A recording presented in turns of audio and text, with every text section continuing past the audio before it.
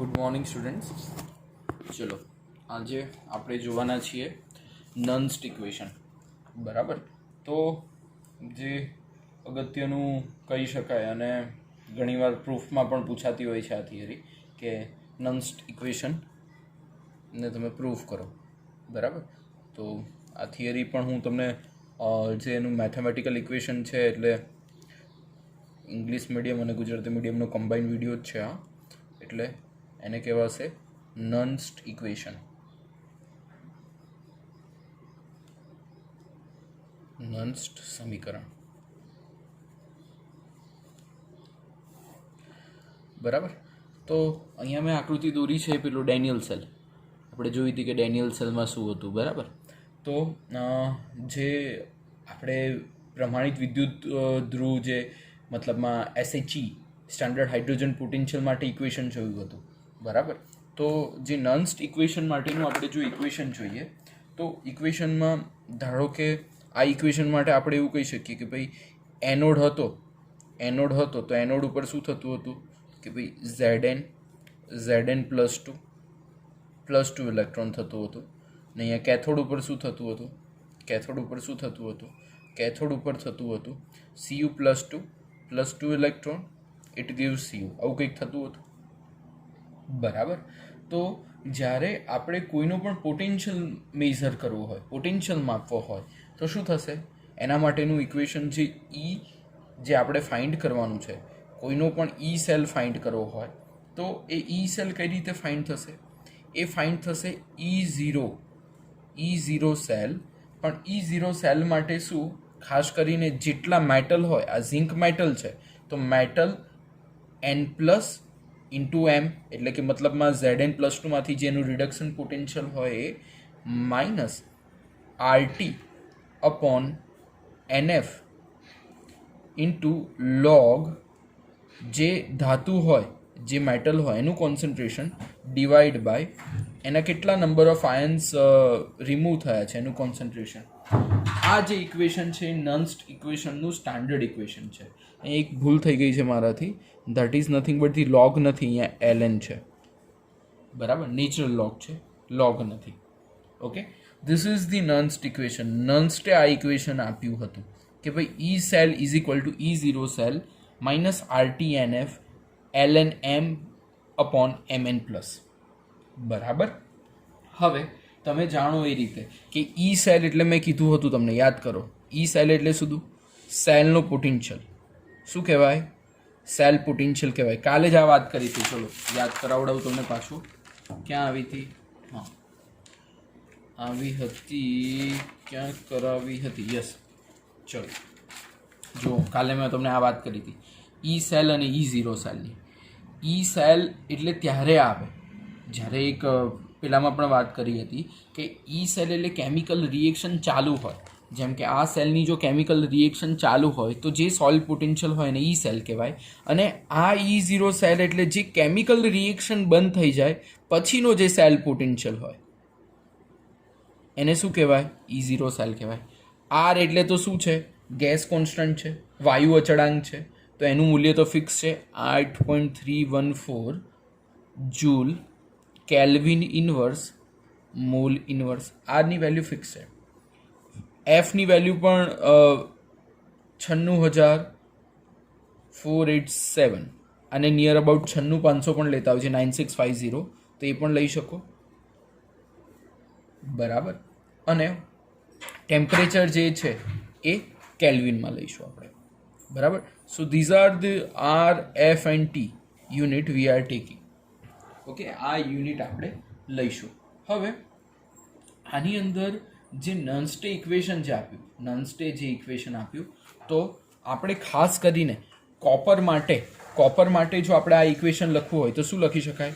Copper માટે આ equation લખવું હોય તો લખી શકાય કે ભાઈ Cu+2 Cu. બરાબર શું થશે? E0 Cu+2 Cu. આનાથી જ લખું છું, નન્સ્ટ ઇક્વેશન પરથી જ લખું છું, જોજો હા, -RT/NF ln હવે એમ છે, એમની જગ્યાએ તો શું લીધું? CU. તો ઉપર લખી દો CU અને નીચે લખી દો CU+2. શું લખી દો? CU+2. બરાબર. હવે સેમ આ જ ઇક્વેશન આપણે લખવું હોય શેના માટે? ઝિંક માટે. ઝિંક માટે પણ લખવું હશે ને, તો શું લખાશે કે ભાઈ EZn+2 Zn is equal to E0 Zn+2 Zn minus RT/NF RT/LF ln શું લખાશે? Zinc upon Zn+2. બરાબર. તો આ રીતે આપણે ખાસ કરીને CU+2નું અને Zn+2નું આ ઇક્વેશન લખી શકીશું. બરાબર. પણ હવે એઝ્યુમ કરો. શું એઝ્યુમ કરો? એઝ્યુમ આપણે એ કરવાનું છે કે જે ઝિંકનું કોન્સન્ટ્રેશન અને કોપરનું કોન્સન્ટ્રેશન છે, જે મેટલનું કોન્સન્ટ્રેશન છે એ નિયર અબાઉટ 1 છે. શું છે? 1. એટલે એઝ્યુમ એ કરવાનું છે, એઝ્યુમ ધેટ મીન્સ ધારો કે CU ઝિંક એટલે કોઈ પણ મેટલ હોય એનું કોન્સન્ટ્રેશન જે છે, એની જે સાંદ્રતા છે એ 1 મોલારિટી છે. કેટલી છે? 1 મોલારિટી છે. તો જો એ 1 મોલારિટી હોય તો એના બરાબર આપણે 1 લખી શકીએ. બરાબર.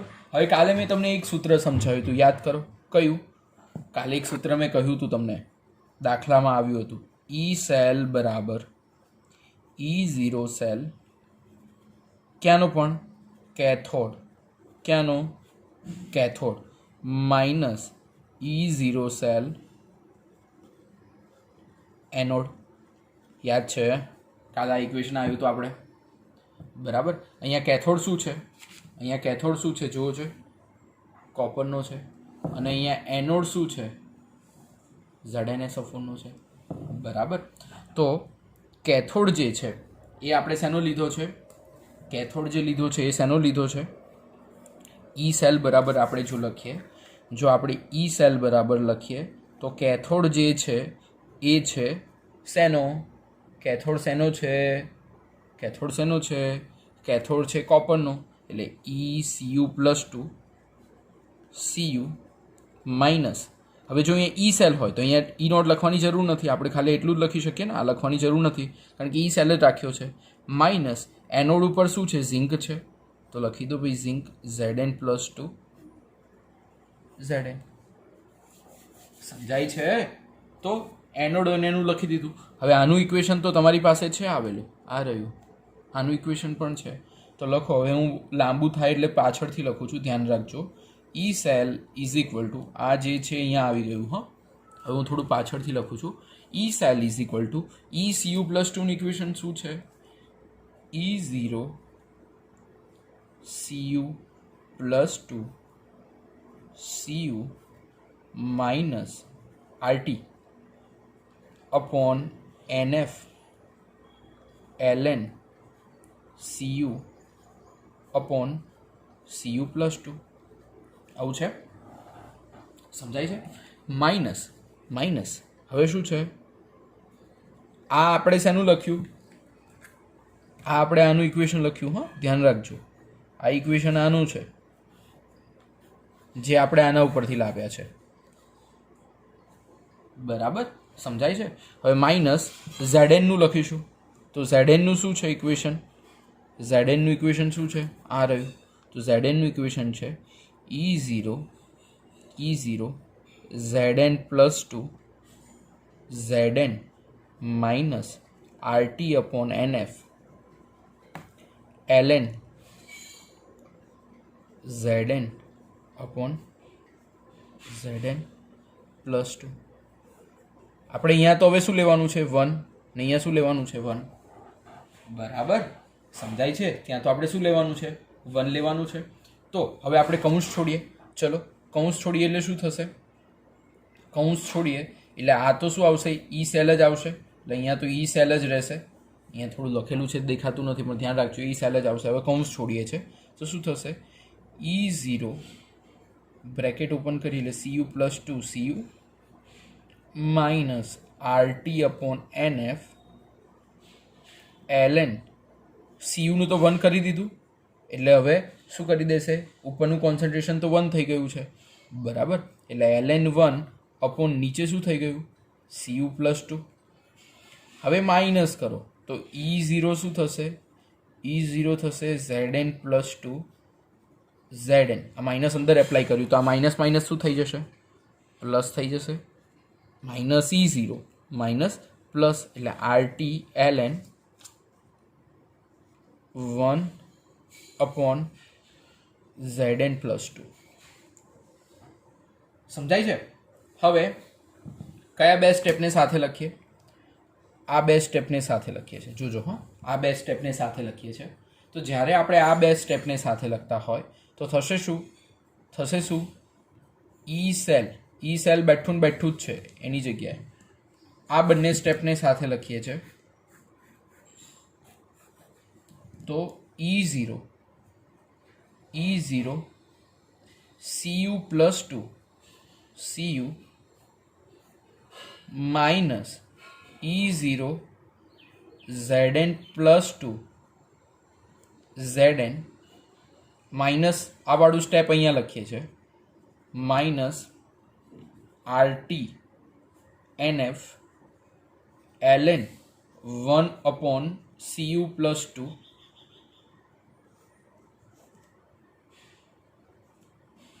Plus RT ln 1 upon Zn plus 2 સમજાય છે આટલે સુધીનું સ્ટેપ કઈ રીતે આવ્યું એ આઈડિયા આવે છે તમને બરાબર આટલે સુધીનું સ્ટેપ કઈ રીતે આવ્યું એનો આઈડિયા આવે છે તમને હવે આપણે આગળ વધીએ તો આપણને ખબર પડશે કે નેક્સ્ટ સ્ટેપ કઈ બાજુ જઈ રહ્યું છે નેક્સ્ટ સ્ટેપ એ બાજુ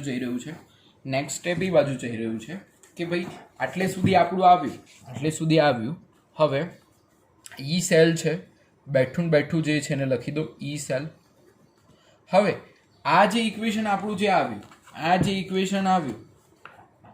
આ ઇક્વેશનની વાત કરું છું ઇક્વેશન શું છે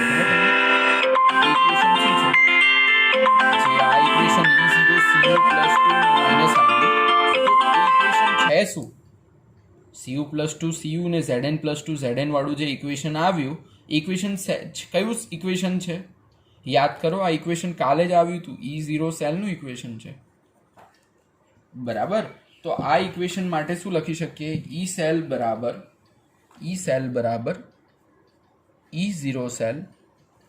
E0 સેલ માઇનસ RT હવે અહીંયા જુઓ આટલામાંથી તમે જોઈ શકો છો RT NF અને RT અહીંયા નીચે લખવાનું રહી ગયું છે NF લખવું પડશે ને RT NF એ કોમન નીકળશે એટલે આપણે કોમન કાઢીએ છીએ શું કોમન કાઢીએ છીએ RT NF કોમન કાઢીએ છીએ RT NF શું કરીએ છીએ કોમન કાઢીએ છીએ બરાબર તો રહેશે શું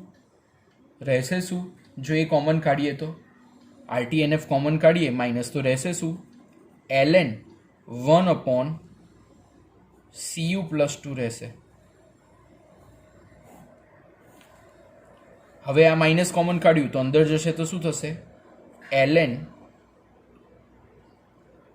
1 અપોન Zn પ્લસ 2 રહેશે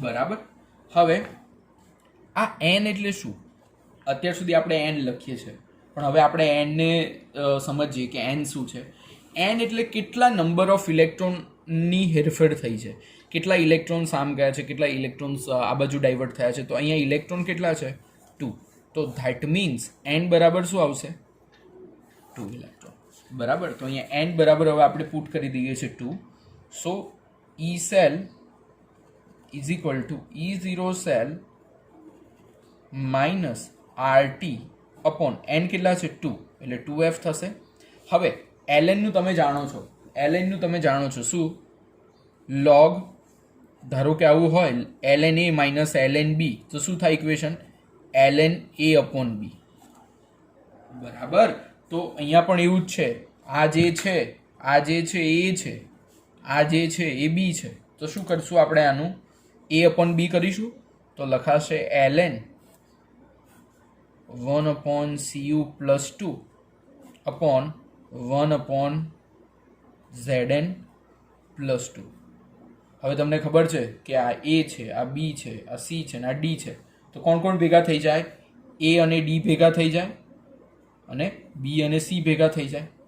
તો લખીશું આપણે final equation E cell is equal to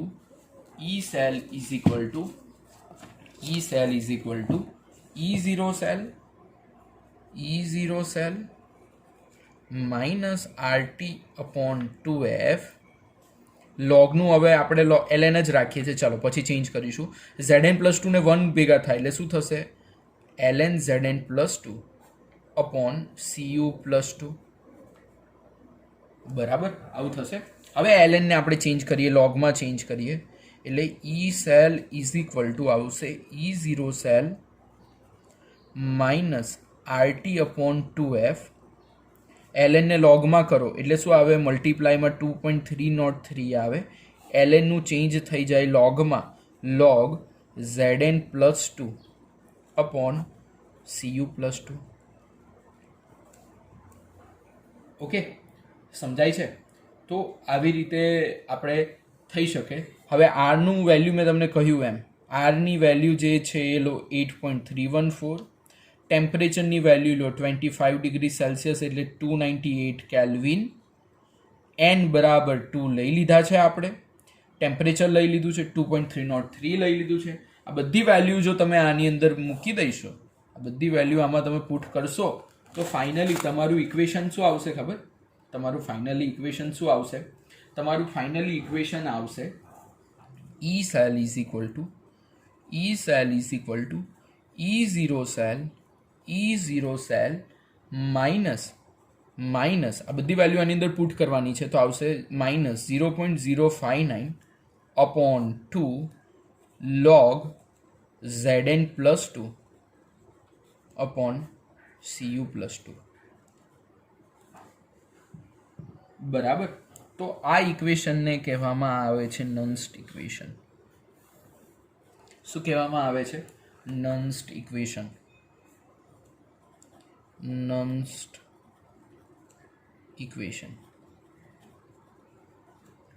બરાબર, જેને કહેવાય નન્સ્ટ ઇક્વેશન સમીકરણ. હવે સમજો આ તો આના માટે આવ્યું, પણ કોઈના માટે પણ નન્સ્ટ ઇક્વેશન લખવું હોય તો કઈ રીતે લખાય? જેમ કે આપણી પાસે પ્રક્રિયા છે. કઈ પ્રક્રિયા છે? જેમ કે હું કહું એનોડ ઉપર થઈ રહ્યું છે નિકલનું બની રહ્યું છે Ni +2 ઇલેક્ટ્રોન, અને Ag પ્લસ જ હોય, plus electron, it gives Ag. આ શેના ઉપર થઈ રહી છે? કેથોડ ઉપર થઈ રહી છે. બરાબર, આ રિએક્શન થઈ રહી હોય તો હવે આપણે જાણીએ છીએ એ પ્રમાણે કે હવે અહીંયા કરવું શું પડશે? અહીંયા ઇલેક્ટ્રોન છે એક જ, ઇલેક્ટ્રોન કેટલા છે? એક જ છે, અહીંયા 2 છે, તો આપણે અહીંયા શું કરવા પડશે? 2 કરવા પડે, તો બધી જગ્યાએ 2 વડે મલ્ટીપ્લાય કરવું પડે. હવે આપણે એરો કરી દઈએ તો શું થશે? Ni + 2Ag + 2 electron, it gives Ni + 2 + 2Ag + 2 electron. 2 electron નીકળ્યા તો Ni + 2Ag it gives Ni + 2 આ થશે. તો આ ફાઇનલ ઇક્વેશન આવ્યું આપણું સેલ રિએક્શનનું. બરાબર, હવે આના ઉપરથી આપણે જો નન્સ્ટ ઇક્વેશન લખવું હોય તો કઈ રીતે લખવાનું? જો હું લખું છું. આપણે E સેલ બરાબર શું છે? E સેલ બરાબર E0 સેલ. આ ઇક્વેશન તો રહેશે જ, માઇનસ આ પણ રહેશે જ 0.059. બરાબર, એમાં કશો ચેન્જ આવે નહીં. પણ અહીંયા ઇલેક્ટ્રોન કેટલા છે? ઇલેક્ટ્રોન કેટલા છે? તો કે ભાઈ 2 ઇલેક્ટ્રોન છે. બરાબર, નંબર ઓફ ઇલેક્ટ્રોન્સ કેટલા ટ્રાન્સફર થયા? આમથી તેમ થયા, 2 થયા. હવે લોગ, હવે અહીંયા જોવા જેવું છે. હવે ઉપર જે હોય એ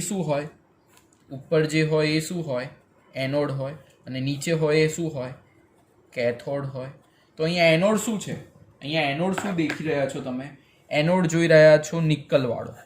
બરાબર. તો અહીંયા લખવો પડશે Ni+2. શું લખવો પડશે? Ni+2. અને નીચે શું છે? નીચે શું જોઈ રહ્યા છો? કેથોડ. તો કેથોડમાં શું આવશે? કેથોડમાં જુઓ શું છે? Ag. તો લખવો પડશે Ag+.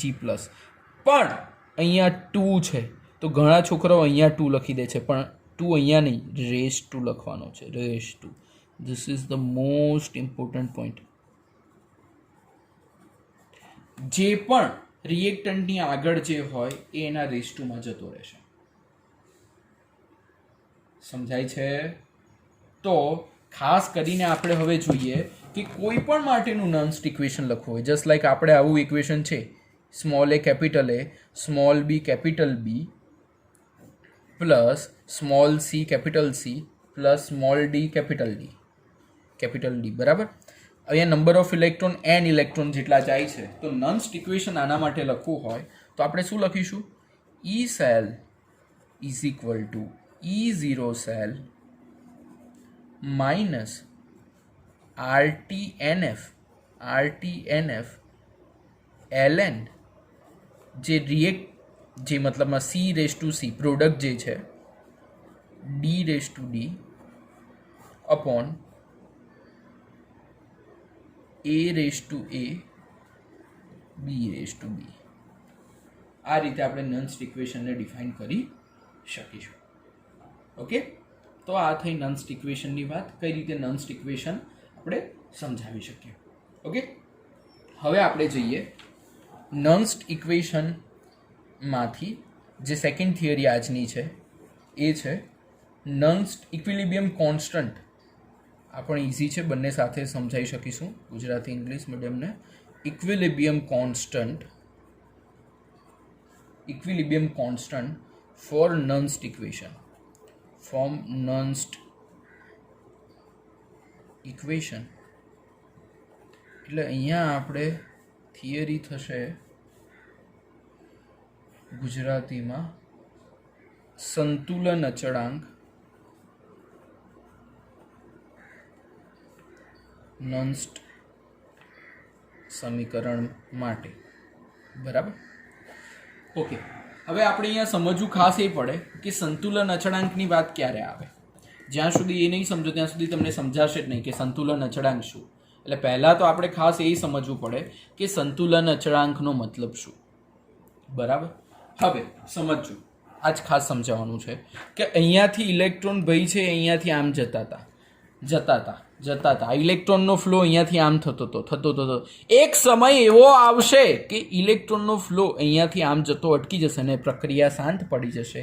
એને કહેવાય સંતુલન, ઇક્વિલિબ્રિયમ. એટલે ઇક્વિલિબ્રિયમ કોન્સ્ટન્ટ તમે 11th ભણી ગયા છો.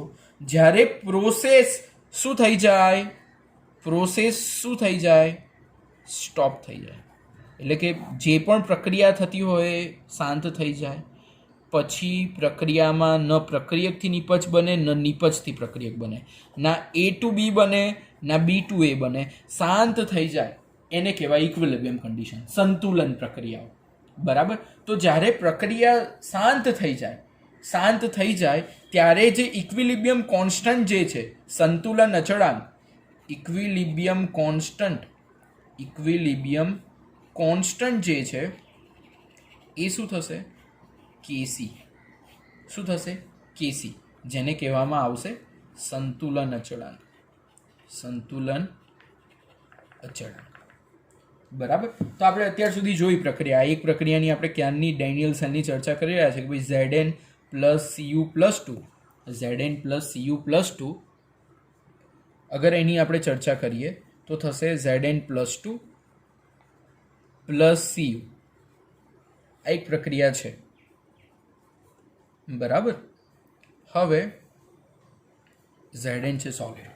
ઓકે, હવે આ પ્રક્રિયા માટે આપણે એવું કહી શકીએ કે નન્સ્ટ ઇક્વેશન હમણાં આપણે જોયું કે ભાઈ E cell is equal to E0 cell minus લોગમાં ફોર્મમાં લખીએ તો 2.303 RT અપોન NF લોગ ઉપર શું? એનોડ શું છે? Zn+2 અને નીચે શું છે? કેથોડ. એટલે શું આવશે? Cu+2. બરાબર. હવે પ્રક્રિયા જ્યારે સંતુલનમાં હોય, જ્યારે કોઈ પણ રિએક્શન ઇક્વિલિબ્રિયમમાં હોય, એટલે પ્રોસેસ જે હતી એ કેવી થઈ ગઈ? શાંત થઈ ગઈ. શાંત થઈ જાય, કોઈ કેમિકલ રિએક્શન ના આવે તો ઈ સેલની વેલ્યુ શું થઈ જાય? 0. મેં તમને કાલે જ કીધું, તો આજે પણ કીધું. કેમિકલ રિએક્શન ચાલતી હોય ત્યારે જે પોટેન્શિયલ મેઝર કરો એ ઈ સેલ, અને જ્યારે કેમિકલ રિએક્શન સ્ટોપ થઈ જાય ને પછી પોટેન્શિયલ કરો એ E0 સેલ. એટલે ઇક્વિલિબ્રિયમમાં આવે ત્યારે ઈ સેલ કેવો થઈ જશે? 0.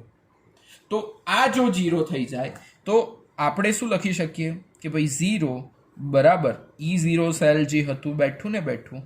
હવે n કેટલા નંબર ઓફ ઇલેક્ટ્રોન્સ કેટલા ટ્રાન્સફર થાય છે? 2. તો લખો 2.303 RT upon 2F log. જ્યારે આ સંતુલનમાં આવે ત્યારે એને લખાશે Kc, જેને કહેવામાં આવે ઇક્વિલિબ્રિયમ કોન્સ્ટન્ટ અથવા સંતુલન અચળાંક ગુજરાતીમાં. એટલે આ જે છે એને શું કહેવામાં આવે? Kc કહેવામાં આવે. બરાબર. ચલો, તો હવે શું થશે? આ જે આખું ટર્મ છે એ ટર્મને આપણે આ બાજુ લઈ જઈએ.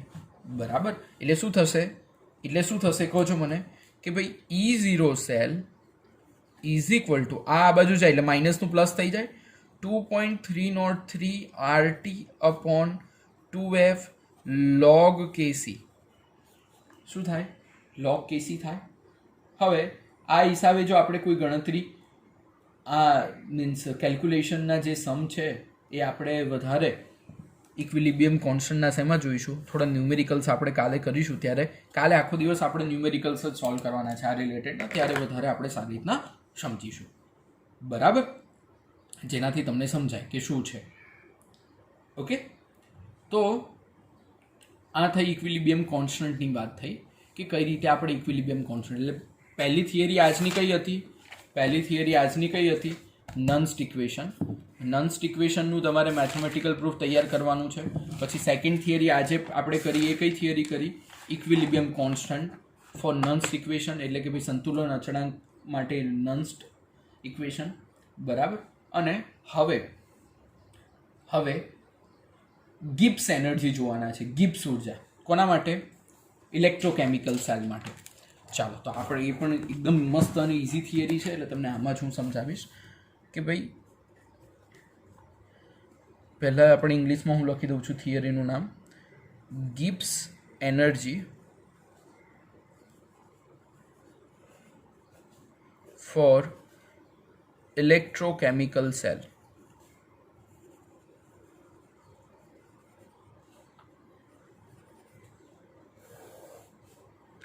ગુજરાતીમાં થશે ગિબ્સ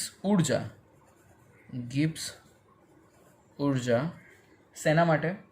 ઇલેક્ટ્રોકેમિકલ સેલ એટલે વિદ્યુત રાસાયણિક કોષ માટે. વિદ્યુત રાસાયણિક કોષ. ચલો, આ પણ મેથેમેટિકલ જ છે એટલે હું સાથે સમજાવીશ. બહુ ઇઝી થિયરી છે. આપણે આ ઇક્વેશન જોઈ ચૂક્યા છે ગિબ્સ એનર્જીનું, યાદ હોય તો તમને 7th ચેપ્ટરમાં 11th સાયન્સમાં કે ભાઈ delta G is equal to શું આવતું હતું? યાદ કરો. શું આવતું હતું? -NF E cell. આ ઇક્વેશન આપણે ભણી ગયા છીએ.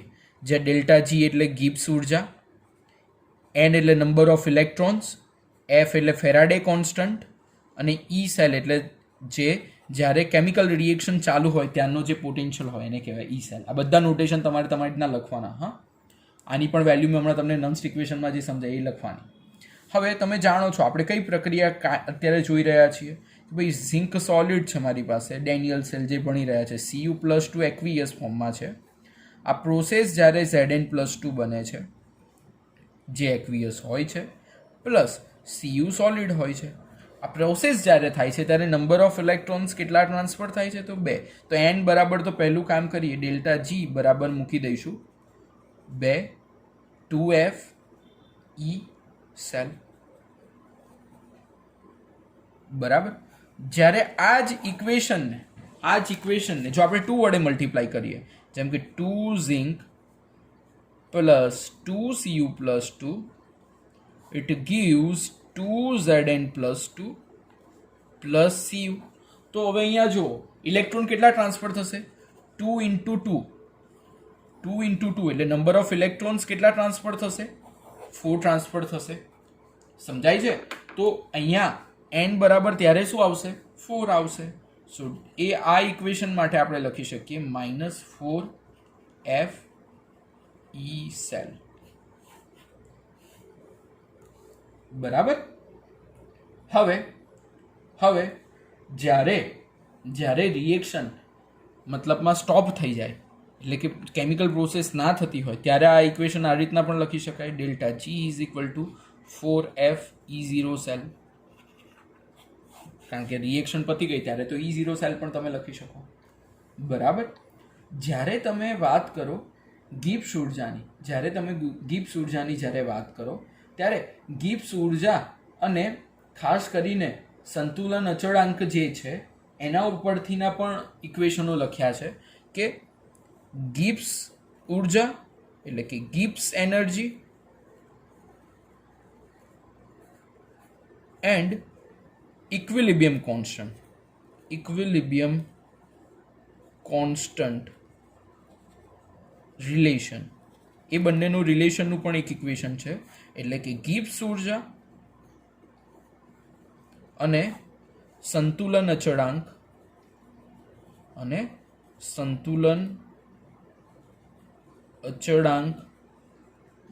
બંનેનું એક શું છે? સંબંધ છે. કયો સંબંધ?